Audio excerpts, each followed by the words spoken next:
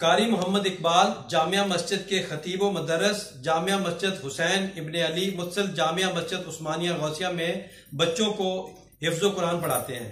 जामिया मस्जिद उस्मानिया गौसिया की बाबत फरीकैन में अदालत में केस चल रहा था, जो कि मोहम्मद अजमल वगैरह बनाम मोहम्मद रईस था। अदालत में 2/3/2020 को अदालत में इसका फैसला हो चुका हुआ है। बोरखा 16/4/2020 को चंद शरपसंद अनासर जिनकी पुष्पनाई मोहम्मद खतीब, मोहम्मद सदीक और मोहम्मद कासम कांस्टेबल कर रहे थे, जिन चंद बच्चों को जिनके नाम मोहम्मद आसम, मोहम्मद अजमत, मोहम्मद समयाब पिस्ताने, मोहम्मद खतीब, मोहम्मद असद, वल्द मोहम्मद अशफाक, सकना मांगा, तहसील मरी, जिला रावलपिंडी ने जामिया मस्जिद उस्मानिया गौसिया में रात 8 बजे आकर मस्जिद में पहले शोरो गुगो किया और फिर कारी मोहम्मद इकबाल को जबरदस्ती पकड़ा, तशद्दुद किया और सुन्नत मुबारक दाढ़ी जबरदस्ती काटी। मोहम्मद असद ने पकड़ा, मोहम्मद आसम ने दाढ़ी काटी, जिसकी इतला हाफिज मोहम्मद रईस ने 1-5 पर भी दी और मुतलका चौकी पर कानूनी कार्रवाई के लिए दरखास्त 63 चौकी में दी।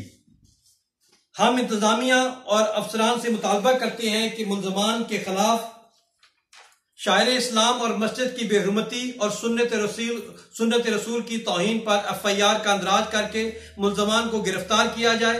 अहले इलाका और मुक्तदियों में शदीद गम और गुस्सा पाया जाता है और मामला खराब होने की सारी जिम्मेदारी इंतजामिया पर होगी।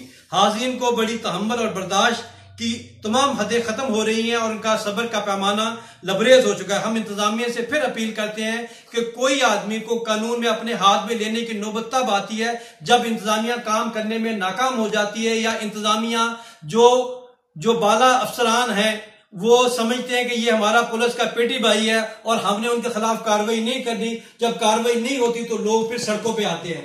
मैं फिर एक बार इंतजामिया से दरखास्त करता हूं कि मुतलका लोगों के खिलाफ फौरी तौर पर कार्रवाई करके उनको कैफरे करदार तक पहुंचाया जाए, ताकि दोबारा किसी शख्स को मस्जिद की बेहुरमती करने की जुर्रत पैदा ना हो।